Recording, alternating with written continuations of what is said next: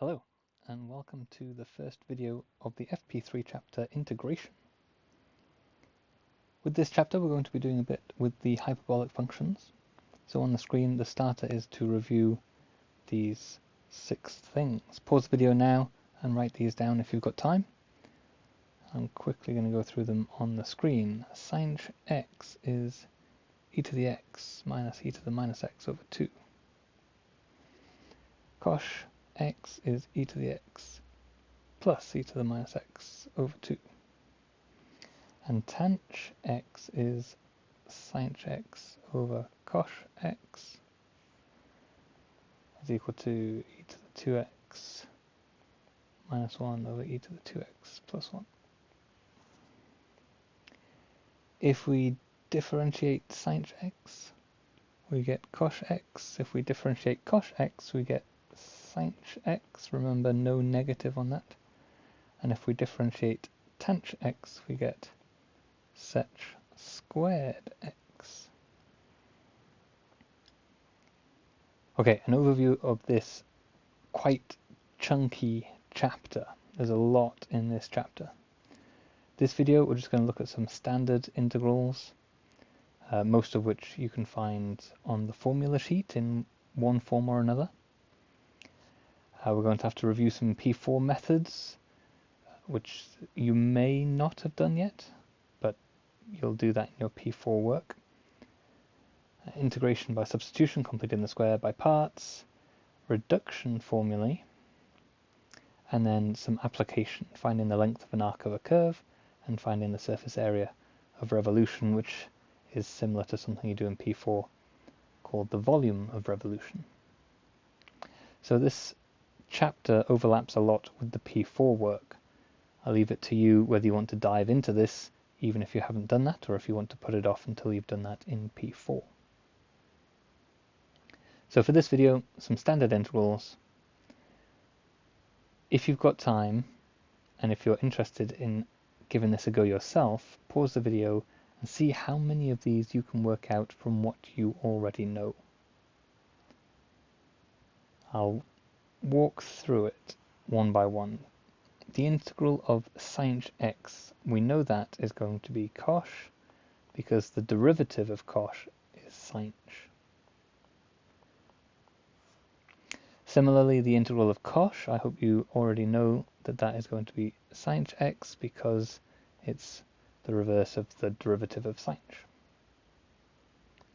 The integral of tan x, we haven't had anything yet that differentiates to give tan x, but you might know this from your previous work because tan is sin x over cos x. And if you remember your tan work, you integrate tan by looking at this and going, oh, this thing on the top is the derivative of the thing on the bottom. And that's a format we know. If you have that format, it's come from a logarithm, natural log of the thing on the bottom. Cos x is always going to be positive, so you don't need to worry about the magnitude there. So we can get the log of cos x because of that pattern function underneath its own derivative always brings us to a log. Sec squared, we should know that from the first slide. We had tan x differentiates to sec squared x. And then, oh, it's getting a bit complicated. Some of these you might recognize, but you might not remember all of them. If you've got the formula booklet then, you can work out the rest of these. In the differentiation section of the FP3 that we did in chapter 3 of this module, a lot of these are on here. So what have we got? We've got arc sine differentiates to 1 over 1 minus x squared and a square root. That's this one. So this integrates to arc sine x. And the next one on the sheet is this one, but this is one that you won't really use a lot when you're integrating because it's the same as this, and if you want to integrate this you can just pull the minus out of the integration and integrate this instead. So you can see that is not even on my list of things we're going to talk about because it's so similar. This one is 1 over 1 plus x squared. The next one here, that is going to integrate to give me arc tan.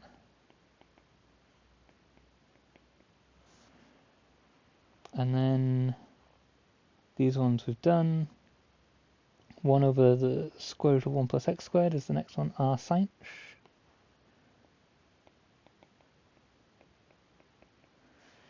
And then we've got r cosh. And then at the bottom r tan.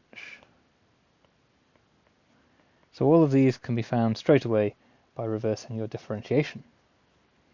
And we've still got these three. And again, you might recognize these, but they're not in the FP3 differentiation. And I mentioned in a previous video, you can remember these quite easily, although they're not given, because the hyperbolic versions are very similar to the trigonometric versions, which are in the P3 section. So cosec squared, similar to cosec squared, came from coth. Now the minus is there, so this will integrate to give us minus coth.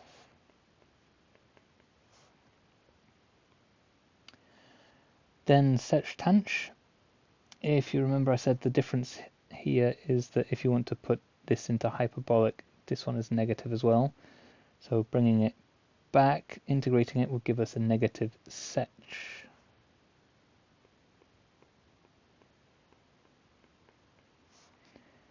And the last one, cosec coth, would take us to cosec. And a negative there, but it isn't here, so we need the negative cosec. I hope you've followed my logic there as to how these all connect. Using what you know on the formula sheet, even though they're not all on the formula sheet, you can figure them out from the information that's there.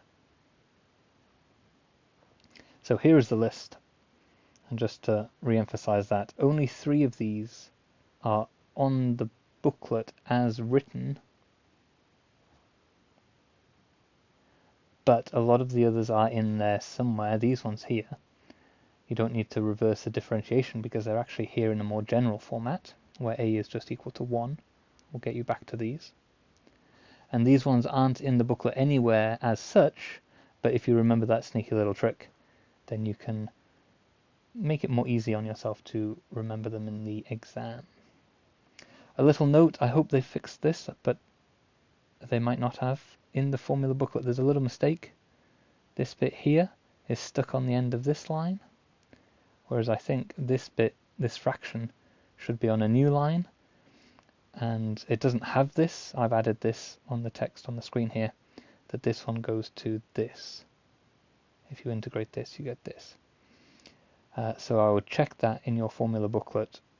I hope they'll bring a new edition of the formula booklet out, or they already have done perhaps, to correct this mistake here. But this little fraction on the end is very similar to this, and it leads to r sinh instead of r cosh. What's more annoying is that you don't have, or you didn't, I keep saying I hope they've changed this, but you didn't used to have the r sinh version of this, which we'll get to in due course. So check your formula booklet to make sure you know what's going to be there. And then of course you need to be able to use these. So we'll go through a few examples here. Fairly straightforward. The integral of cosh 4x minus 1. Now with most of these you can apply the usual ax plus b linear transformation. So cosh x would give me sinh x, so cosh 4x minus 1 gives me sinh 4x minus 1, but I have to adjust that by dividing by the derivative of that linear function. And of course, plus c. Same with the second one, cosec and coth. From what we said, cosec and coth would give me a minus cosec.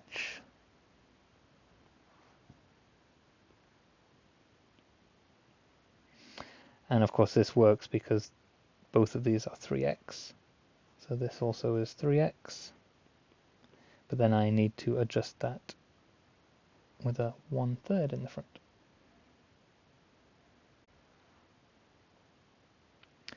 Another two examples. This one here kind of looks like this one here, but there's an x on the top, which makes it seem a lot more difficult. But actually, what I talked about previously with the tanh x integration, you can do this by remembering some of your P4 work. Here is a function, and on the top in the numerator, the function in the denominator, if you differentiate this, is of the form the function in the top, although it's not exact. This would differentiate to give you 2x. Here is 4x, so it's 2 times bigger than it would have been.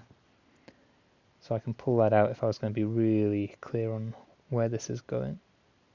I could write this. I wouldn't usually write this in between step, just to show that now this thing is the exact derivative of this thing, so that takes us to a natural log of the thing in the denominator.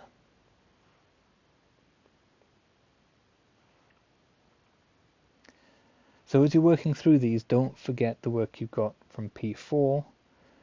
The FP3 and the P4 overlap quite a lot when it comes to the integration work. Similarly with this one, you won't find it here. It's not quite the same as this. This is not the derivative of this, but this is of the form of the derivative of the thing inside the square root. So if I was going to rewrite this to make it easier, I would have x times 1 plus x squared to the minus a half, and then this is of the form a thing multiplied by its own derivative, and I can make that exact by putting a 2 there, and then there'd be a 5/2 there, just to keep the numbers accurate. So here we've got a product of a function with its own derivative from inside the bracket. So if I was going to differentiate something to get this, it would be a 1 plus x squared to the half, because you know when you differentiate this thing here, the derivative 2x comes out the front, this goes down by a power, becomes minus a half, and the bracket itself is unchanged. So this would get me almost immediately to this, except I've got to remember to bring the half down as well. So half and the 2x would give me x. So what am I going to need in front? It will actually just be a 5. Yeah, plus c. So long as you're careful with your numbers, you can work these out by, I guess you might say, by inspection. By knowing the patterns of the sort of thing this differentiates to and the sort of thing this differentiates to. We'll come back to that in another video. Now this one here is what I mean by saying a mix of FP3 and P4. To integrate this, you can't do this on your P4 work alone, and it does not match any of these, but you can split this into 2 separate fractions, one of which you can do with your P4 work, and one of which you can do with the FP3. So splitting that up, we've got 2 over the square root of x squared plus 1, plus the integral of 5x over the square root of x squared plus 1, which is the exact one we had on the previous screen.